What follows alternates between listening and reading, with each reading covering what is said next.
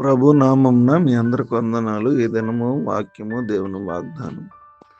నా యందు మీరును మీ యందు నా మాటలు నిలిచిన యెడల మీకు ఏది ఇష్టమో అడుగుడి, అది మీకు అనుగ్రహించబడును. యోహాను రాసిన సువార్త 15:7 ప్రియ దేవుని బిడ్డలారా, క్రీస్తు కోసం జీవించడం అవసరం కాబట్టి మనం క్రీస్తులో నిలిచి ఉండాలి. అలా నిలిచి ఉంటేనే దేవుని యొక్క అమూల్యమైన అత్యధికమైన వాగ్దానాలను స్వతంత్రించుకోగలం. ఆయనలో నిలిచి ఉండడం అంటే ఆయన ప్రేమకు బదులుగా వేరొక ప్రేమను కానీ వేరొక వస్తువుని కానీ అంగీకరించక సజీవమైన ప్రేమపూర్వకమైన ఇష్టపూర్వకమైన బుద్ధిపూర్వకమైన ఐక్యతను ఆయనతోనే కలిగి ఉండడం. కొమ్మ దాని కాండాన్ని దగ్గరగా ఉండడమే కాక దాని నుండి ఎప్పుడు జీవాన్ని శక్తిని పొందుకుంటూ ఉంటుంది. అలాగే విశ్వాసులంతా క్రీస్తులో నిలిచి ఉండి అనంతమైన దేవుని శక్తిని పొందుతూ ఉంటారు. అది ఆయన కృపాసనం దగ్గరే జరుగుతుంది. మీకు ఏది ఇష్టం అడగండి.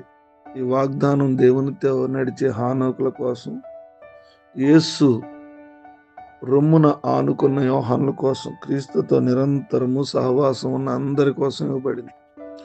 హృదయపూర్వకంగా పూర్తిగా ప్రేమలో నిలిచి ఉండాలి. మనస్ఫూర్తిగా విశ్వాసంలో వేరుపారి ఉండాలి. నిరీక్షణ పూర్తిగా వాక్యానుసారమైందై బలంగా ఉండాలి.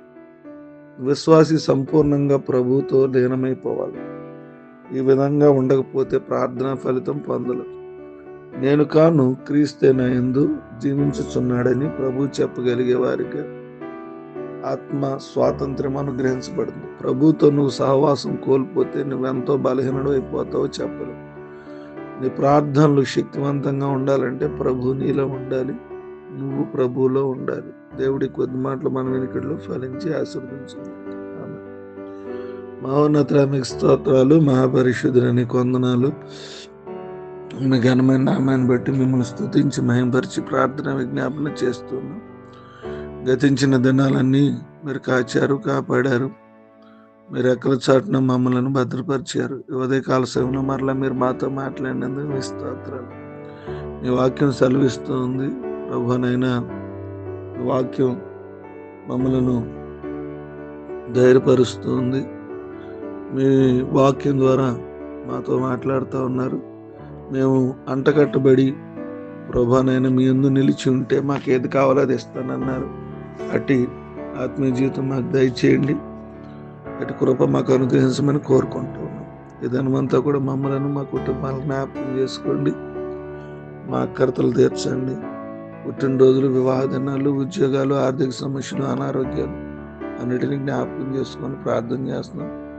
ఈ దినమంతా కూడా కాచి కాపాడి సంరక్షించి మీ అపారమైన కృపలో మమ్మల్ని జ్ఞాపకం చేసుకుని మీ పరిశుద్ధాత్మ నడిపింపు మాకు దయచేస్తారని సమస్త మహిమకు అంత ప్రభావాలు చెల్లిస్తూ మిమ్మల్ని స్తుతిస్తూ ఈ ప్రార్థన చేస్తున్నాం నడుచున్నాం తండ్రి. ఆమేన్.